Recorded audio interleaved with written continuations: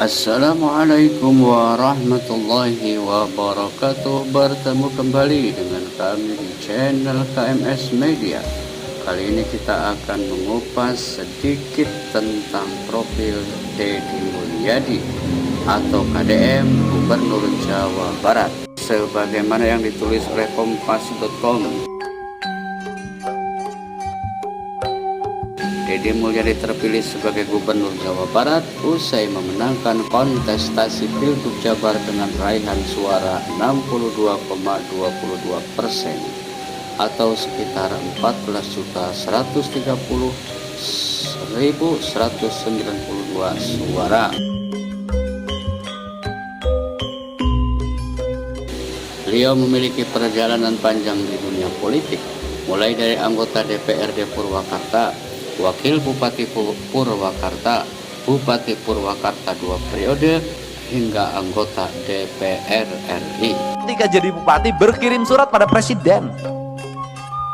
Masa kecil Deddy Mulyadi lahir dari keluarga sederhana di Subang pada 11 April 1971. Deddy kecil pernah bersusah payah hanya untuk bisa makan. Ayah Deddy, Ahmad Suryana, adalah purnawirawan tentara dengan pangkat terakhir prajurit Kadar. Sang ayah hanya bisa berkarya di kemiliteran sampai usia 28 tahun karena sakit.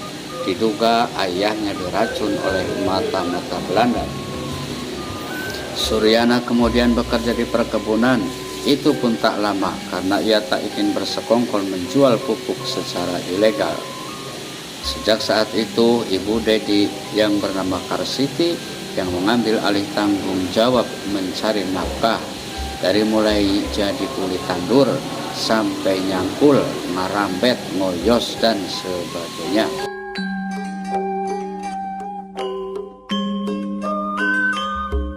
Deddy kecil terbiasa makan sederhana. Ikan asin adalah menu istimewa yang hanya bisa dinikmati pada tanggal 1 sampai 5 kalender muda. Selebihnya ia akan kembali makan dengan garam. Garam dikasih bawang terus disimpan di toples. Makanan ini yang dibagikan pada 9 anaknya.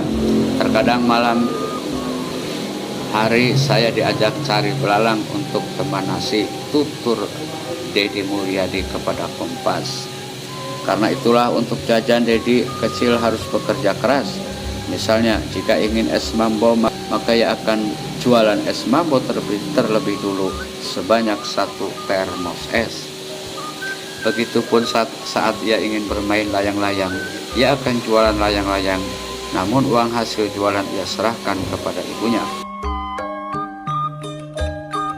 Di luar jualan tersebut, Deddy mendapatkan uang dari penjualan kayu bakar yang dia kumpulkan sepulang sekolah. Bahkan ia pun menjadi kuli pikul batu bata demi bisa mendapatkan baju baru untuk lebaran. Sepanjang ingatan Deddy jarang dia merengek. Rengekan yang ia ingat adalah saat dirinya ingin mendapatkan 2 ekor domba untuk digembalakan. Mendengar rengekan Deddy, sang ibu menjual cincin seharga Rp7.500 untuk dapat 2 ekor domba jantan dan betina.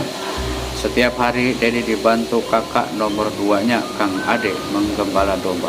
Sang ibu membantu menyabit rumput. Dari 2 ekor dombanya menjadi 40 ekor. Domba-domba inilah yang membantu uang sekolah Deddy dan kebutuhan hidup keluarganya.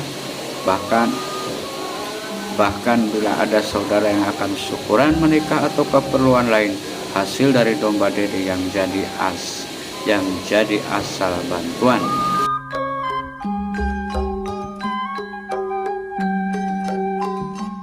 Memasuki usia SMA, Deddy bekerja sambilan sebagai tukang ojek di kampungnya.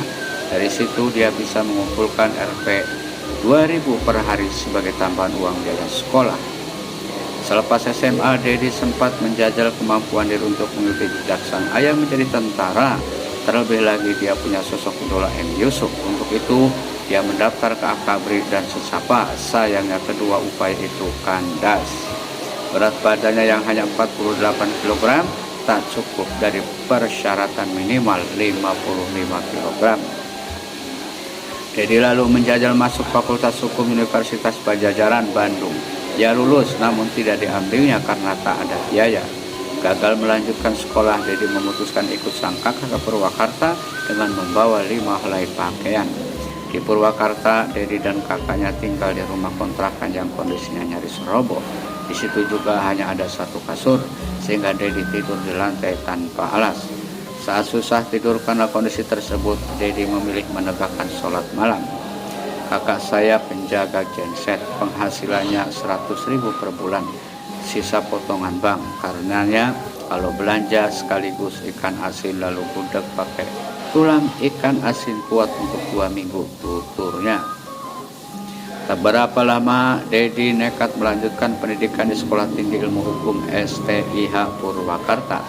Untuk biaya kuliah ia berjualan gorengan atau bisnis apapun yang penting halal.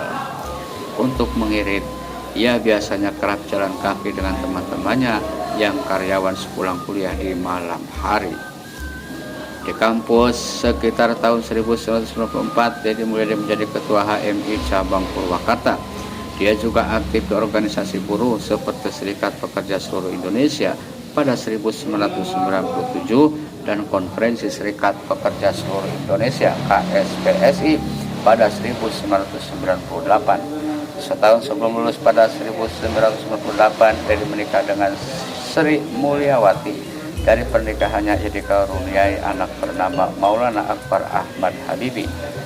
Kekritisan Dedi mengantarkannya menjadi anggota Dewan Perwakilan Rakyat Daerah Kabupaten Purwakarta periode 1999-2004 melalui Partai Golkar.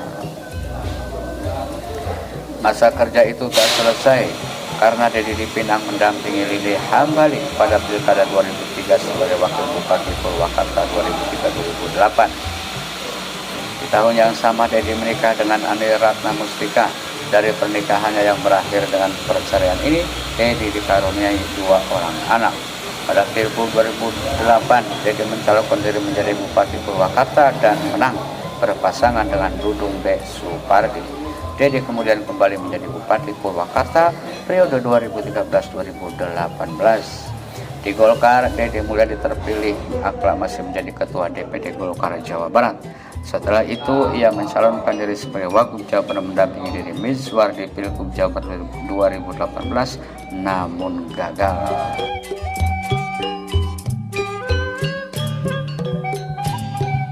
Ayah dari 3 anak ini kemudian menjadi anggota DPR RI sebelum akhirnya kembali maju di Pilgub Jabar 2024 dari Partai Gerindra dan ternyata menang. Itulah sekilas tentang profil Dedi Mulyadi. Semoga menjadi pelajaran bagi kita semua. Terima kasih telah menyimak. Wallahul muwaffiq ila aqwamit thoriq. Wassalamualaikum warahmatullahi wabarakatuh.